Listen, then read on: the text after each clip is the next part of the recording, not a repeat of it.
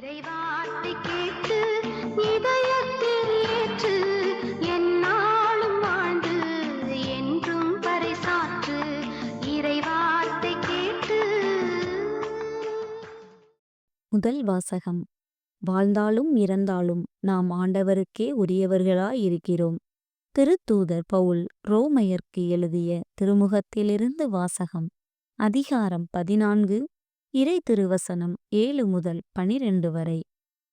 சகோதர சகோதரிகளே, நம்மிடையே எவரும் தமக்கென்று வாழ்வதில்லை, தமக்கென்று இறப்பதும் இல்லை. வாழ்ந்தாலும் நாம் ஆண்டவருக்கென்றே வாழ்கிறோம், இறந்தாலும் ஆண்டவருக்கென்றே இறக்கிறோம். ஆகவே வாழ்ந்தாலும் இறந்தாலும் நாம் ஆண்டவருக்கே உரியவர்களாயிருக்கிறோம். ஏனெனில் இறந்தோர் மீதும் வாழ்வோர் மீதும் ஆட்சி செலுத்தவே கிறிஸ்து இறந்தும் வாழ்கிறார். அப்படி இருக்க நீங்கள் ஏன் உங்கள் சகோதரர் சகோதரிகளிடம் குற்றம் காண்கிறீர்கள்? ஏன் அவர்களை இழிவாக கருதுகிறீர்கள்? நாம் அனைவருமே கடவுளின் நடுவர் இருக்கை முன் நிறுத்தப்படுவோம் அல்லவா? ஏனெனில் ஆண்டவர் சொல்கிறார், நான் என்மேல் ஆணையிட்டுள்ளேன், முழங்கால் அனைத்தும் எனக்கு முன் மண்டியிடும், நாவு அனைத்தும் என்னை போற்றும் என்று மறைநூலில் எழுதியுள்ளது அன்றோ? ஆகவே நம்முள் ஒவ்வொருவரும் தம்மை குறித்தே கடவுளுக்கு கணக்கு கொடுப்பர். இது ஆண்டவரின் அருள்வாக்கு. இறைவா, உமக்கு நன்றி. பதிலுரை பாடல். பல்லவி.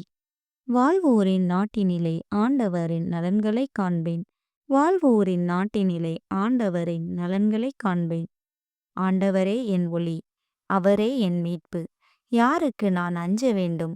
ஆண்டவரே என் உயிருக்கு அடைக்கலம், யாருக்கு நான் அஞ்சி நடுங்க வேண்டும்?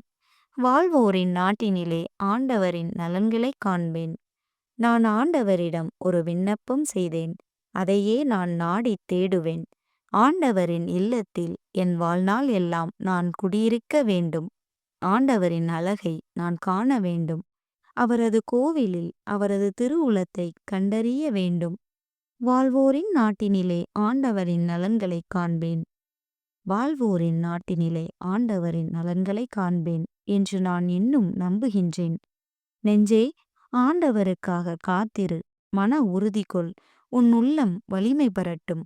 ஆண்டவருக்காக காத்திரு, வாழ்வோரின் நாட்டினிலே ஆண்டவரின் நலன்களை காண்பேன். நற்செய்தி வாசகம். மனம் மாறிய ஒரு பாவியை குறித்து கடவுளின் தூதரிடையே மகிழ்ச்சி உண்டாகும். லூக்கா எழுதிய தூய நற்செய்தியிலிருந்து வாசகம்.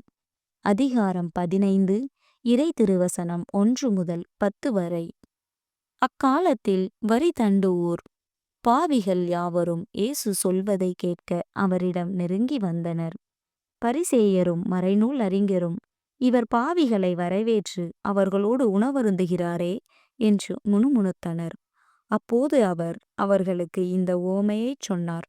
உங்களுள் ஒருவரிடம் இருக்கும் 100 ஆடுகளுள் ஒன்று காணாமற் போனால், அவர் 99 ஆடுகளையும் பாலை நிலத்தில் விட்டுவிட்டு காணாமற் போனதை கண்டுபிடிக்கும் வரை தேடிச் செல்ல மாட்டாரா?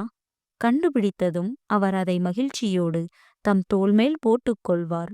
வீட்டுக்கு வந்து நண்பர்களையும் அண்டை வீட்டாரையும் அழைத்து, என்னோடு மகிழுங்கள், ஏனெனில் காணாமற் போன என் ஆட்டை கண்டுபிடித்து விட்டேன் என்பார்.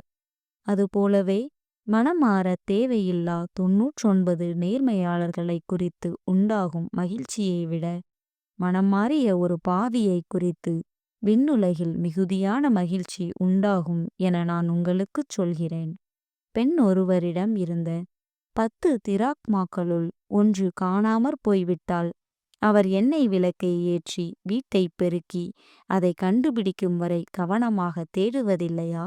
கண்டுபிடித்ததும் அவர் தோழியரையும் அண்டை வீட்டாரையும் அழைத்து, என்னோடு மகிழுங்கள், ஏனெனில் காணாமற் போன திராக்மாவை கண்டுபிடித்து விட்டேன் என்பார். அவ்வாறே மனம் மாறிய ஒரு பாவியை குறித்து கடவுளின் தூதரிடையே மகிழ்ச்சி உண்டாகும் என உங்களுக்குச் சொல்கிறேன். இது ஆண்டவரின் அருள்வாக்கு. கிறிஸ்துவே, உமக்கு புகழ்.